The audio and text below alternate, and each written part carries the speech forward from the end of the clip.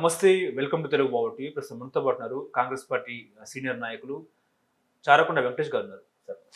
Sir నమస్తే sir, ముఖ్యంగా ఇటు కేటీఆర్ వ్యాఖ్యలు ఎట్లా చూస్తారు? బీజేపీ కాంగ్రెస్ కలిసి బీఆర్ఎస్ ను ఖతం చేయాలనే కుట్ర చేస్తున్న పరిస్థితి అని చెప్తున్నారు. అదేవిధంగా బండి సంజయ్ వ్యాఖ్యలు త్వరలో కాంగ్రెస్ ప్రభుత్వం కూలిపోతుందని చెప్తున్నారు. ఎట్లా చూస్తారండి ఈ వ్యాఖ్యలు? నిజంగా మీరు బీఆర్ఎస్ ని ఖతం చేయాలని కుట్ర చేస్తున్నారా?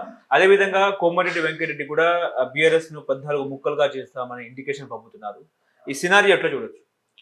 అంటే కేటీఆర్ గారి మాటలు ఏవైతే ఉన్నాయో, అంటే బీఆర్ఎస్ను కాంగ్రెస్ పార్టీ లేకపోతే ఇంకో పార్టీ వ్యక్తులు ఖతం చేసేటువంటి పరిస్థితి కాదు.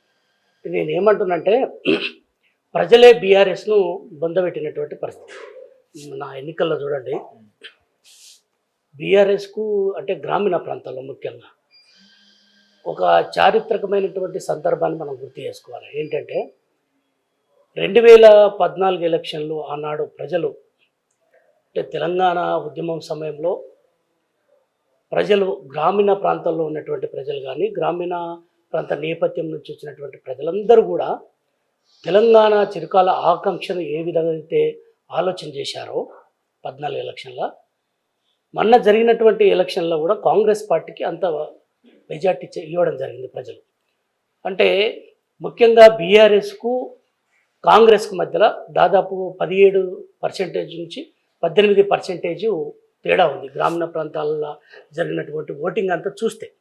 కాబట్టి మేము బీఆర్ఎస్ కంటే కాంగ్రెస్ పర్సెంటేజీ 18% ఎక్కువ ఉన్నవంటేనే దాన్ని అర్థం చేసుకోవచ్చు. అంటే ప్రజలు ఎవరైతే ఉన్నారో గ్రామీణ నేపథ్యం ఉన్నటువంటి ప్రజలు కానీ గ్రామీణ ప్రాంతాల్లో ఉన్నటువంటి ప్రజలు కానీ వీళ్ళందరూ కూడా బీఆర్ఎస్ను బొందబెట్టడం జరిగింది. కాబట్టి ఈ విషయాన్ని కేటీఆర్ అంటే మేము కాంగ్రెస్ పార్టీగా వాళ్ళకి ఎందుకంత భయం?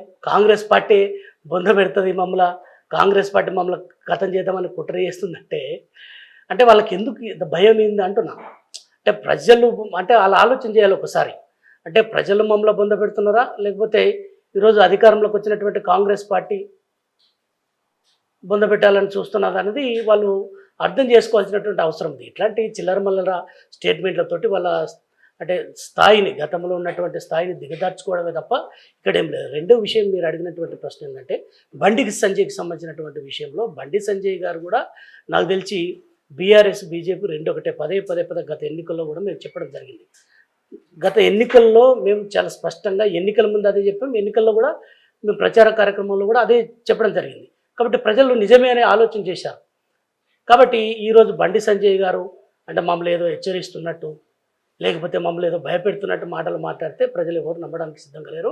మేము కూడా నమ్మేటువంటి పరిస్థితులు లేవు. ఇప్పుడు నిన్న మల్కాజ్గిరి పార్లమెంట్ సమావేశాల్లో తెలంగాణ భవన్లో కేటీఆర్ కొన్ని వ్యాఖ్యలు చేశారు. 2-3 ఏళ్లలో బీఆర్ఎస్ దే అధికారం అని ఆయన ఒక స్టేట్మెంట్ ఇచ్చారు. అంటే ఎట్లా చూసుకోవచ్చు అండి? ప్రభుత్వాన్ని కూలగొట్టే ప్రయత్నాలు జరుగుతున్నాయా కాంగ్రెస్ పార్టీది, లేక వాళ్ళ పార్టీల శ్రేణుల్లో జోష్ నింపేందుకైనా అంటే ఏం చెప్తారు?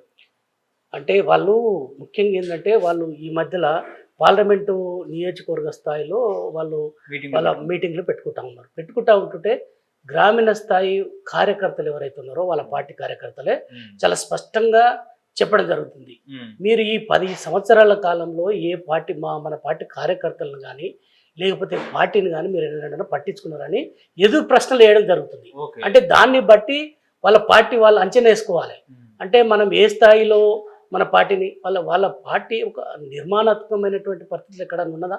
వాళ్ళకు గ్రామ కమిటీ అధ్యక్షుడు కానీ మండల కమిటీ అధ్యక్షుడు కానీ అదేవిధంగా జిల్లా స్థాయి అధ్యక్షుల నిర్మాణం కానీ రాష్ట్ర స్థాయి కమిటీలు ఉన్నాయా వాళ్ళకి? అసలు అదే తప్పు చేశామని చెప్తున్నారు. అంటే తప్పు చేయడం అని అంటే ఈరోజు తప్పు చేసినామని ఒప్పుకోవడంలో ఒక ఇంకో యాంగిల్లో మనం ఆలోచన చేయాలి. ఏంటంటే తప్పు చేస్తున్నామని ఈరోజు ఏదో మళ్ళీ మభ్యపెట్టడానికి, కార్యకర్తలను మభ్యపెట్టడానికి, వాళ్ళని బుజ్జగించడానికి కాదు. వాళ్ళు చాలా అగ్రెసివ్ ఉన్నారు వాళ్ళ పార్టీ కార్యకర్తలు.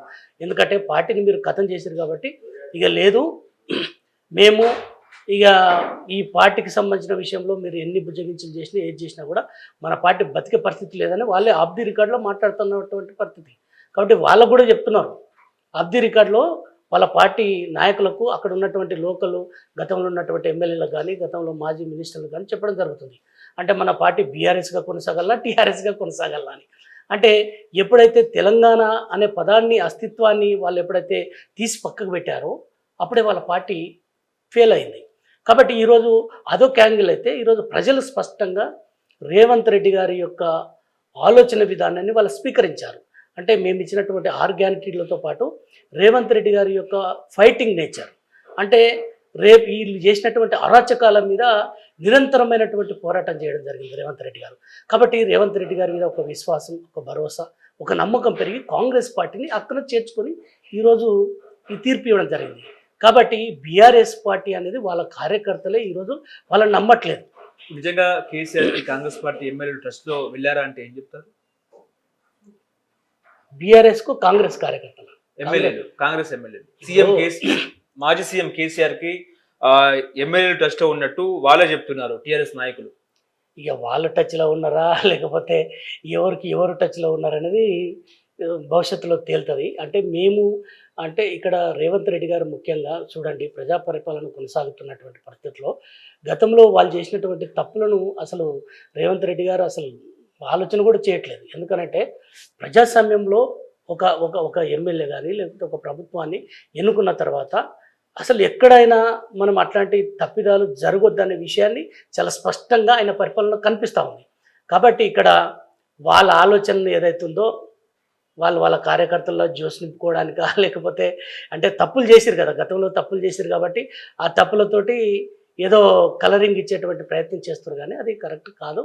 అసలు ఎవరు కూడా కాంగ్రెస్ పార్టీ ఈరోజు ఒక చారిత్రాత్మకమైనటువంటి నిర్ణయం ప్రజలు ఇచ్చిన తర్వాత ఈరోజు పార్టీ అంటే ఎమ్మెల్యేలు కానీ మిగతా పార్టీ కార్యకర్తలు ఎంత ఆనందంలో ఉన్నారంటే,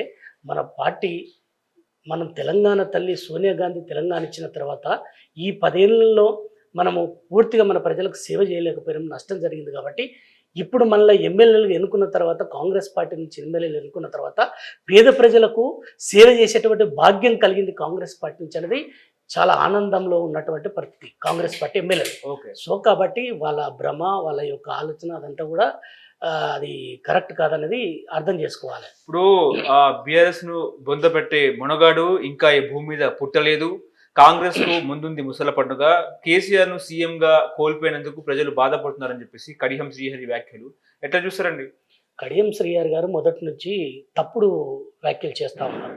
ఎందుకంటే ఆయన అంటే కాంగ్రెస్ ప్రభుత్వం వచ్చిన వెంటనే ఇక కాంగ్రెస్ ప్రభుత్వం 6 నెలల్లో కూలిపోతుందని చెప్పడం జరిగింది. అంటే ఆయన ఒక సీనియర్ పొలిటీషియన్, అంటే ఇంకా కూడా అంటే కేసీఆర్ను మెప్పించడానికో లేకపోతే కేటీఆర్ను మెప్పించడానికో ఆయన మాట్లాడితే కరెక్ట్ కదా. ఆయన అంతరాత్మలో వేరేది ఉంది, బయటకు వేరే మాట్లాడుతూ ఉన్నాడు. కాబట్టి కడియం శ్రీహరి గారు లాంటి ఒక సీనియర్ పొలిటీషియన్ అట్లా మాట్లాడడం వల్ల ఆయనే అంటే ఒక అంటే మానసికమైనటువంటి రుగ్మతలోకి వెళ్ళిపోతున్నాడేమో అనిపిస్తుంది మాకు. ఎందుకోసం అనంటే ఆయన స్టేట్మెంట్లు సరే వాళ్ళని మెప్పించడానికో ఒప్పించడానికో చెప్పుండొచ్చు, కానీ ఆయనకు తెలుసు అంటే ఆయన స్థాయి ఏంది, ఆయన ఏం మాట్లాడుతున్నాడు, ఆయన మనసులో ఏమున్నది, ఆయన అంతరాత్మలో ఏమున్నదో కూడా తెలుసు. కాబట్టి ఈరోజు బీఆర్ఎస్ను ప్రజలు బొంద పెడతా ఉన్నారు, బీఆర్ఎస్ పార్టీని ప్రజలే బొంద పెడతా ఉన్నారు. మాకేం కర్మ, మాకు ఏం అవసరం ఆ పార్టీని అంటే అది బీఆర్ఎస్ అనేది ఇంతకుముందు చెప్పినట్టు అది ఒక నిర్మాణాత్మకమైనటువంటి పార్టీ కాదు, తెలంగాణ సెంటిమెంట్తో వచ్చినటువంటి పార్టీ. రేపు పార్లమెంట్ ఎన్నికల తర్వాత ఆ పార్టీ ఉంటుందా ఊడుతుందా అనేది తెలుస్తుంది కదా. వాళ్ళకు ఒక్క సీట్ వస్తే ఎక్కువ, మహా ఎక్కువ.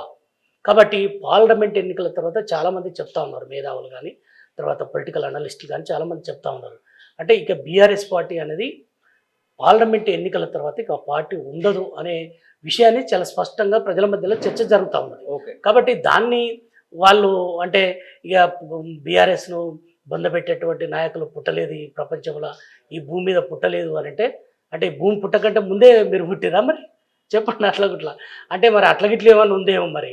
కాబట్టి ఈ భూమి మీద పుట్టినటువంటి ఎవరైతే ఉన్నారో ప్రజలే ఖచ్చితంగా బుద్ధి చెప్పారు, అటువైపుగానే మీ పార్టీ ఉంటుందా ఊడుతుందా అనేది మీరు తేల్చుకోండి.